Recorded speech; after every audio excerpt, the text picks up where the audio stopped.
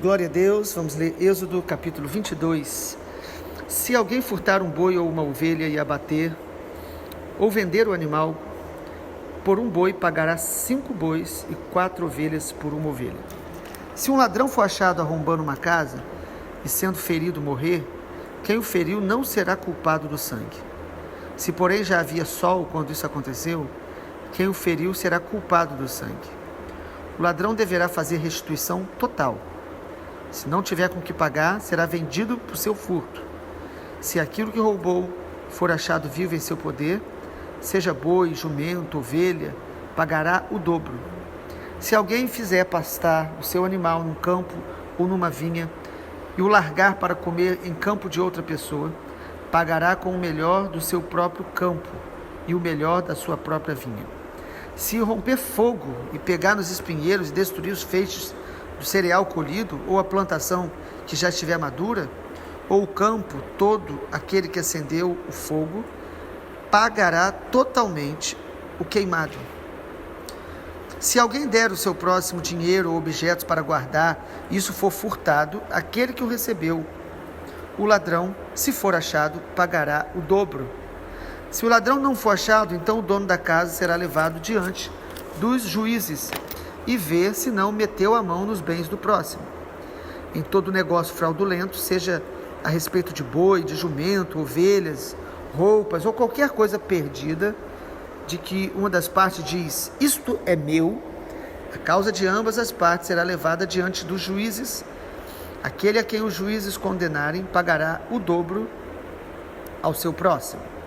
Vamos ler agora o versículo 16 em diante. Se alguém seduzir uma virgem que ainda não foi prometida em casamento e tiver relações com ela, pagará seu dote e a tomará por mulher. Se o pai dela definitivamente não quiser dar-lhe a moça em casamento, aquele que a seduziu pagará em dinheiro conforme o dote das virgens. A feiticeira você não deixará viver. Quem tiver coito com o animal será morto. Quem sacrificar aos deuses e não somente ao Senhor será destruído. Não maltrate o estrangeiro, nem o oprima, porque vocês foram estrangeiros na terra do Egito. Não maltratem as viúvas, nem os órfãos. Se de algum modo os maltratarem e eles clamarem a mim, eu lhes ouvirei o clamor. A minha ira se acenderá e eu matarei vocês à espada, e as suas mulheres ficarão viúvas e os seus filhos ficarão órfãos. Se você emprestar dinheiro a alguém do meu povo, ao pobre que está com você, não trate com ele como um credor que impõe juros. Se você pegar o manto do seu próximo como penhor, devolva-o antes do pôr do sol, porque é com ele que se cobre, é a roupa do seu corpo em que ele se deitaria. Quando ele clamar a mim, eu o ouvirei, porque sou misericordioso. Não blasfeme contra Deus, nem amaldiçoe uma autoridade do seu povo. Não demore em trazer ofertas do melhor das suas colheitas e das suas vinhas. Entregue-me o primogênito de seus filhos. Faça o mesmo com as suas vacas, com as suas ovelhas. Deixe que a cria fique 7 dias com a mãe, mas no 8º dia você entregará para mim. Vocês serão homens consagrados a mim. Portanto, não comam carne de animais dilacerados no campo. Joguem essa carne aos cães. Amém. A partir desse versículo 31, que diz que nós somos homens consagrados ao Senhor, eu queria, em Êxodo 22, destacar esse chamado de Deus para uma vida consagrada para Ele. Quando a gente pensa em consagração, a gente pensa em oração, a gente pensa em ler Bíblia, a gente pensa em estar congregando com o povo de Deus, mas a Bíblia mostra que para Deus não existe separação entre vida secular e vida espiritual. Quem faz essa separação, falta entendimento bíblico. A Bíblia coloca que tudo que a gente faz no nosso dia a dia deve ser consagrado ao Senhor. É por isso que Êxodo 22, assim como outros capítulos, Deus coloca leis para que no dia a dia o povo dele estivesse se distinguindo das outras nações. Os outros povos que não têm temor de Deus, conhecimento de Deus, vão resolver as suas questões das maneiras mais impensadas. Mas Deus colocou como o seu povo deveria resolver situações que surgem no dia a dia. Então, primeiro a gente percebe aqui a lei sobre roubos e furtos. É interessante porque é o mesmo princípio que o Evangelho nos ensina. O Evangelho nos ensina que quando nós pecamos, nós devemos nos arrepender. Mas não só nos arrepender, nós devemos também restituir aquilo que a gente tira das pessoas. A Bíblia fala de Zaqueu, um homem que era publicano, era um homem rico, que trabalhava lá com a questão dos impostos do Império Romano, e ele se arrepende quando ele encontra Jesus, e ele diz, olha, eu vou devolver 7 vezes mais. Então, quando aqui em Êxodo 22 você lê essas leis, que são estranhas talvez para nós hoje, que já temos as leis dos países estabelecidas, Deus está mostrando aqui um princípio de restituição. Quando nós nos arrependemos, nós que somos consagrados ao Senhor, nós devemos restituir às pessoas, às vezes até a honra de pessoas que nós desonramos, amaldiçoando, falando mal, difamando, roubando delas a boa imagem e o bom testemunho que poderia estar abençoando tantas pessoas. Amado, Deus leva em consideração detalhes. O mundo espiritual, ele é um mundo real. O mundo espiritual, ele tem leis que não podem ser violadas sem consequências. Por isso que Deus está aqui, para que o seu povo se mantivesse consagrado. Deus está dizendo, olha, se alguém furtar alguma coisa, versículo 1 de Êxodo 22, se furtar um boi ou uma ovelha, você deve pagar 5 vezes mais se for boi, 4 vezes mais se for ovelha. O valor do boi, geralmente, porque o boi ele era treinado também para o trabalho, então havia uma perda muito grande. Então ele vai colocando tudo isso uma maneira de proteger o seu povo e mantê-lo debaixo de um nível de consagração. O texto fala de um ladrão que for pego à noite tentando entrar na casa de alguém e a pessoa se defendendo, matá-lo. Diz que essa pessoa fica livre, porque foi uma defesa, não foi um desejo de vingança. E aí o texto fala que se for no outro dia, já clareou o dia, aí você já não deve fazer vingança com as suas próprias mãos. Olha como que Deus é maravilhoso e bom. Ele estabelece leis para que o seu povo se mantivesse consagrado e tratasse com justiça tudo aquilo que for feito contrário à lei da convivência, ao bom convívio social. Aqui no capítulo 22 também, além de falar sobre roubos e furtos, Deus fala sobre empréstimo.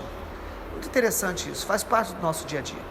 Hoje nós temos instituições aí credenciadas para isso, mas a Bíblia fala de maneira muito dura contra o empréstimo com usura, com lucro desonesto.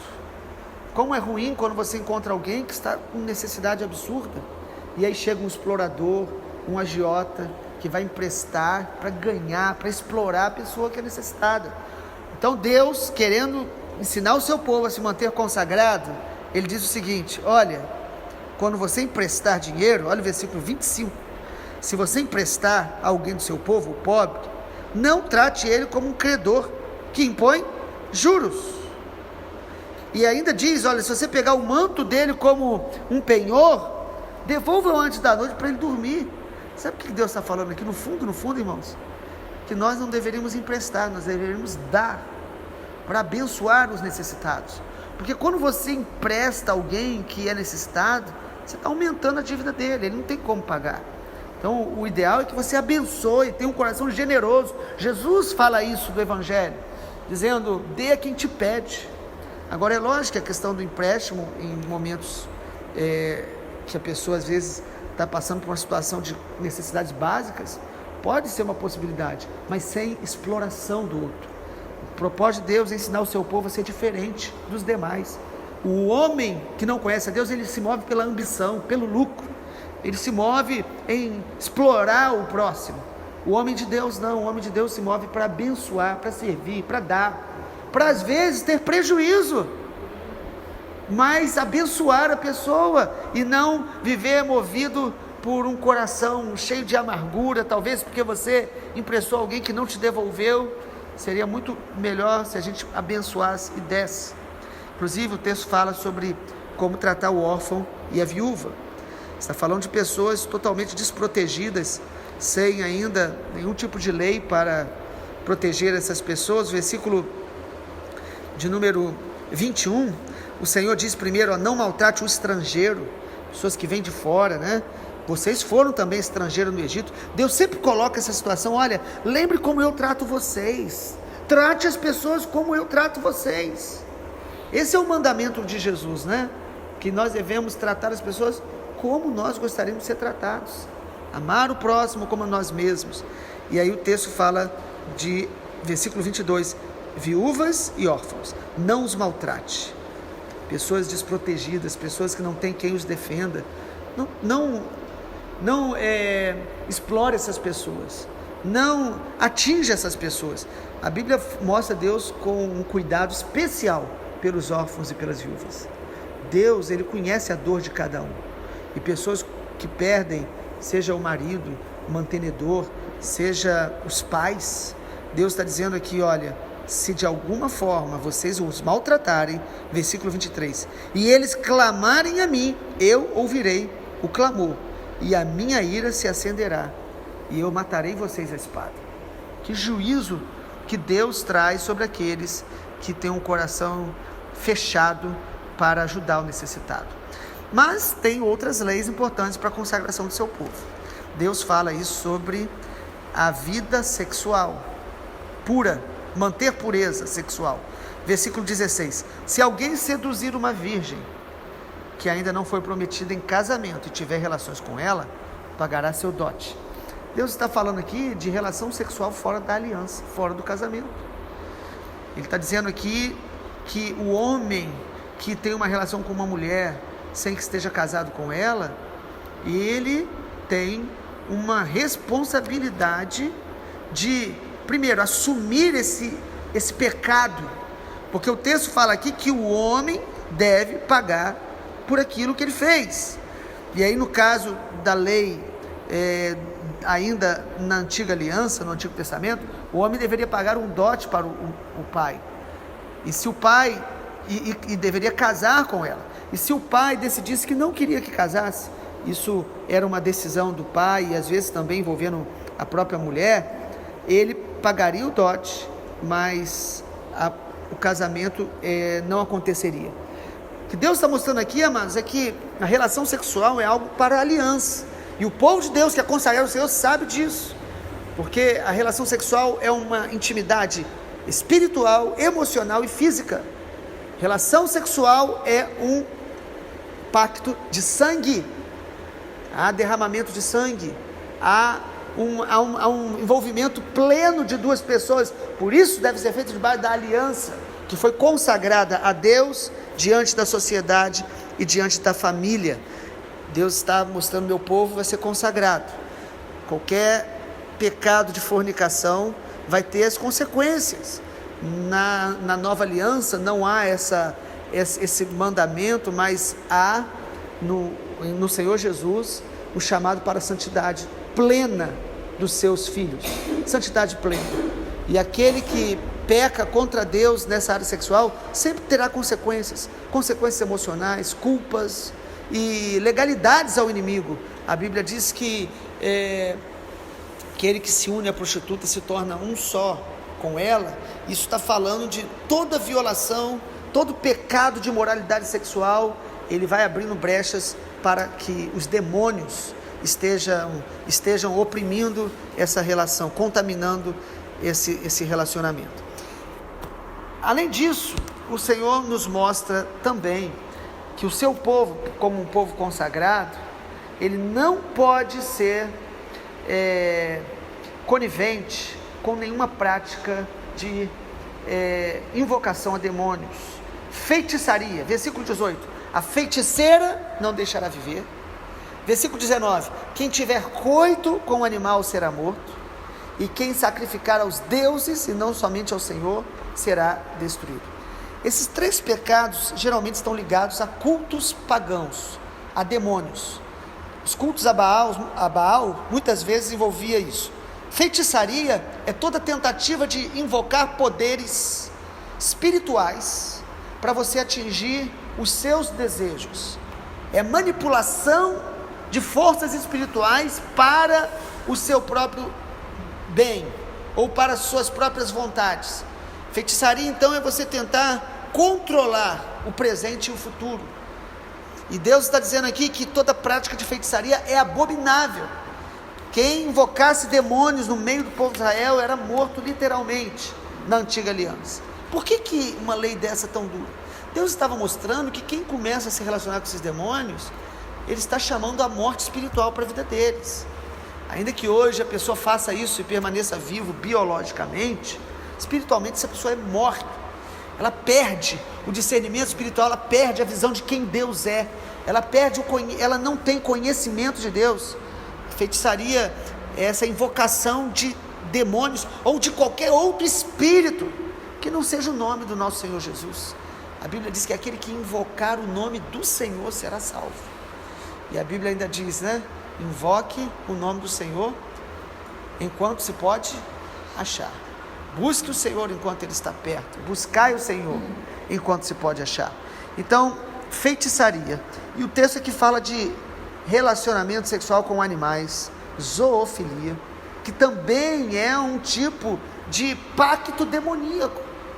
Uma pessoa que tem desejo por animais, e a expressão bíblica é até bestialidade, e hoje é usado até hoje na nossa cultura, a palavra é zoofilia. É como que a pessoa que começa a ficar comprometida com demônios, e muitas vezes começa com uma entrega deliberada à imoralidade, a desejos pervertidos, como que ela chega a esse nível de querer ter prazer sexual com animais. E hoje vivemos uma cultura onde as pessoas estão idolatrando e colocando animais no lugar de pessoas na vida delas, que é um tipo também de contaminação espiritual. E o texto fala de idolatria, de não invocar outros deuses. Tudo isso, amado, contamina o homem e tira dele o discernimento, a comunhão, o conhecimento de Deus. Deus está dizendo: o meu povo será um povo consagrado. A nossa vida espiritual, ela é consagrada a Deus. Nós não precisamos querer saber o futuro. Nós conhecemos a Deus e andamos com Deus. Nós andamos na palavra de Deus. Nós não precisamos buscar prazer sexual fora da vontade de Deus, porque primeiro, o nosso maior prazer é o Senhor, e o nosso prazer sexual nós queremos consagrar ao Senhor para vivê-lo no casamento. Inclusive, o texto não fala, mas Levítico 20, versículo 13, nos mostra a homossexualidade no mesmo nível de pecado, de contaminação da sexualidade humana.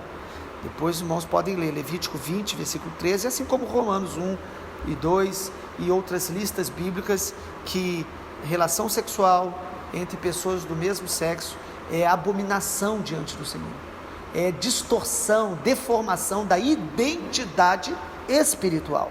E em último lugar, o texto também nos coloca como pessoas que querem ser consagrados a Deus, que nós devemos honrar a Deus, honrando as autoridades que o Senhor estabelece. Versículo 28, não blasfeme contra Deus, e nem amaldiçoe uma autoridade do seu povo. Lá em Atos dos Apóstolos, é muito interessante, que o apóstolo Paulo, ele estava diante de um sumo sacerdote que mandou dar um tapa nele, porque ele estava falando do evangelho. E o apóstolo Paulo, na ira que ele ficou, ele olhou para aquele sumo sacerdote judeu e disse: parede branqueada, Deus vai te ferir. E lendo a Bíblia, talvez você entenda, Paulo fez mais que certo. Mas aí falaram para Paulo na hora: ele é uma autoridade do povo, você não pode blasfemar. E aí Paulo cita esse texto dizendo: eu não sabia que ele era uma autoridade, porque está escrito: não amaldiçoe uma autoridade do seu povo. Amado, nós precisamos ser consagrados ao Senhor em tudo, na maneira que nós falamos das nossas autoridades políticas, civis, militares, nossos pais. Nós devemos falar os abençoando, não amaldiçoando, não torcendo para dar errado. Há pessoas que, se quem é o prefeito, ou o governador, ou o presidente não for da sua preferência partidária, elas vão amaldiçoar e torcer para dar errado, porque no fundo elas têm medo de dar certo e eles continuarem no poder. Isso é desobediência ao Senhor. Deus pode usar pessoas de partidos ou de alguns tipos de preferências que não são as nossas, e nós devemos abençoá-los e orar por eles. Quem é consagrado ao Senhor vai entender isso, mas quem fechar o coração vai se mover na sua própria vontade e pensamento. E aí, em último lugar, depois de falar sobre a consagração, abençoando ou não amaldiçoando as autoridades, o texto fala para a gente trazer ao Senhor o melhor das nossas colheitas. Versículo 29. Quem é consagrado ao Senhor vai dar a Ele o melhor das suas colheitas, ou seja, as nossas ofertas devem ser primícias. Devemos tirar a primeira parte de tudo que nós temos, seja do nosso dinheiro, do nosso tempo. Nós devemos dar da nossa força para estar com o Senhor, para adorá-lo, para buscá-lo, dar o melhor, primícia. O Senhor é honrado e glorificado. Que Deus nos abençoe, que sejamos, como o versículo 31, vocês serão homens consagrados a mim. Portanto, o texto diz, não comam carne de animais dilacerados no campo, aqueles animais que morreram por morte que a gente não sabe, ou partido no meio do caminho, sem derramamento de sangue, sem ser morto da maneira correta. Vocês devem se alimentar daquilo que eu dou, devem se alimentar do melhor. A Bíblia diz, se quiserdes e me ouvides, comereis o melhor dessa terra. Vamos agradecer a Deus? Pai, obrigado porque o Senhor tem se revelado a nós, e o Senhor nos chama para sermos consagrados ao Senhor. E o chamado da consagração é porque o Senhor nos ama e quer nos ver vivendo o melhor nesta terra. Pai, nós sabemos que o melhor é andar na Tua presença, o melhor é a santificação, o melhor é dizer não a todo desejo da carne, toda ação maligna, toda ingerência do inimigo na nossa vida. Nós queremos rejeitar e renunciar em nome de Jesus. Ajuda-nos para discernir também aquilo que nós precisamos nos arrepender e restituir daquilo que nós pecamos contra o Senhor, para que nós possamos andar, ó Deus, em santidade, sem nenhuma pendência espiritual que nos aprisione. Nós te agradecemos pela Tua palavra, em nome de Jesus. Amém, Senhor.